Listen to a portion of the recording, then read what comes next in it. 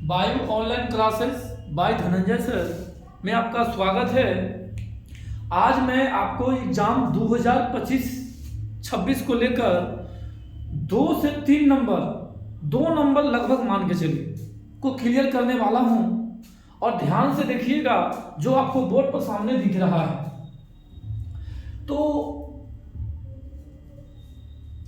संस्कृत है class 10th के लिए, किताब का नाम है ट्यूशन। कुल पाठ कितने हैं जी? 14 पाठ हैं। 14 पाठ हैं एग्जाम 25-26 के लिए।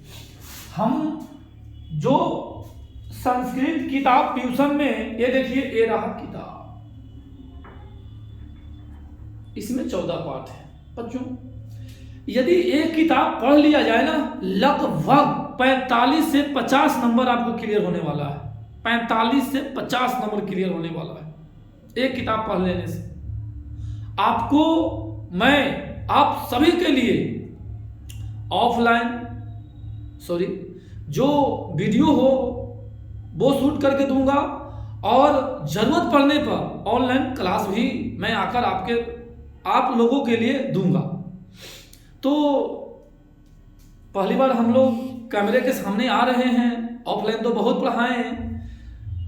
तो एक किताब में 14 पाठ हैं। इन 14 पाठ में गद्यात्मक,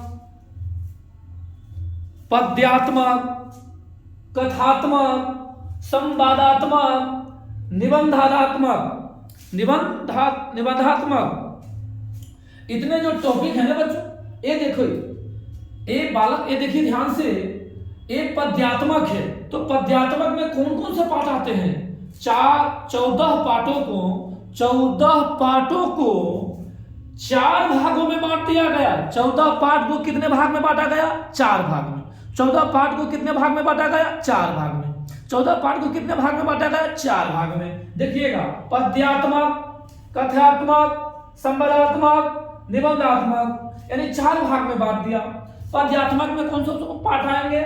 पद्यात्मक में कौन कौन से पाठ आएंगे? पहला मंगलम, जिसमें उपनिषद से 5 मंत्र लिए गए हैं, जिनका रचयिता महर्षि वेद व्यास जी हैं। भारत महिमा, जिसमें भारत के लिए गुणगान गाया गया है, भारत के लिए देवता लोग गीत गाते हैं। इस पाठ में भारत की महिमा को बताया गया है। नीति श्लोक, जिन्हें महात्मा विदुर इस पाठ को लिखे हैं, और नीति श्लोक में महात्मा विदुर ने 10 श्लोक दिए हैं। कितने श्लोक दिए हैं? 10 श्लोक दिए हैं। महात्मा विदुर ने नीति श्लोक में 10 श्लोक दिए हैं और इसमें प्रश्न उत्तर शैली को अपनाया गया है।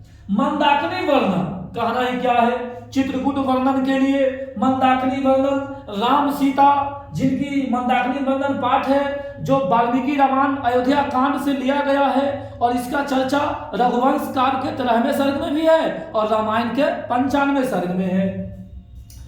कथात्मक में आइए, ये तो पद्यात्मक था।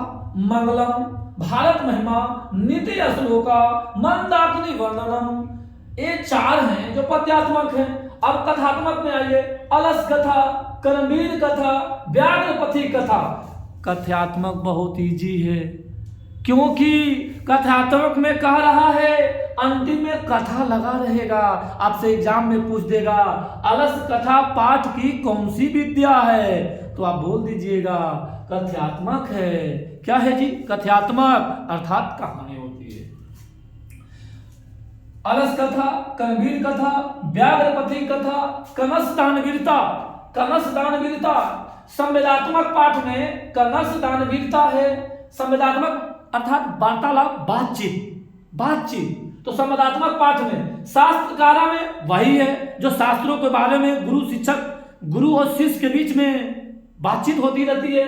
कनस दानवीरता, शास्त्रकारा, 2 ही पाठ है, संवादात्मक, कनस दानवीरता और शास्त्रकारा। अब आइए निबंधात्मक में पाटलिपुत्र वैभव, जिसमें बताया गया है कि पाटलीग्राम, पाटलिपुत्र, कुसुमपुरम, फिर अंत में जाकर पटना, जो आज हम पटना के नाम से जानते हैं, ये सब इतिहास में कैसा रहा है, क्यों नाम ऐसे बदलते गए हैं, इन सभी के बारे में बताया गया है। मतलब अच्छे से समझेंगे ये पहला वीडियो आप लोगों के लिए जा रहा है। कितना लाइक, कितना सब्सक्राइब, प्यार मिलता है। हालांकि आप लोग बिना एक भी वीडियो के बहुत सारे लाइक और सब्सक्राइब किए हैं, तो मुझे विश्वास है कि आपकी सेवा और आपके लिए मुझे तत्पर रहना बहुत जरूरी है।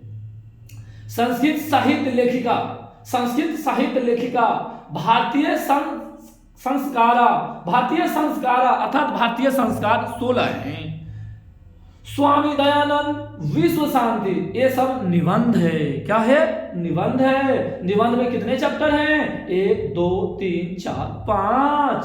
पाटलिपुत्र वैभव, संस्कृत साहित्य लेखिका, भारतीय संस्कारा, स्वामी दयानंद, विश्व शांति, कुल मिलाकर 14 पाठ हुए।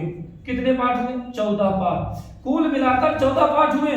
ये 14 पाठ का वीडियो में अधिक से अधिक आप लोगों के लिए डालता रहूंगा, और आपके कमेंट, लाइक, सब्सक्राइब, यदि इसमें बहुत सारा प्यार मिला तो मैं आप लोगों के लिए ऑनलाइन आकर भी जो आपका परेशानियां हैं कमेंट कर दीजिए, मैं उसका सलूशन लेकर आ जाऊंगा। एकदम सरल से सरल तरीका, एकदम सरल तरीका दिखिएगा आप।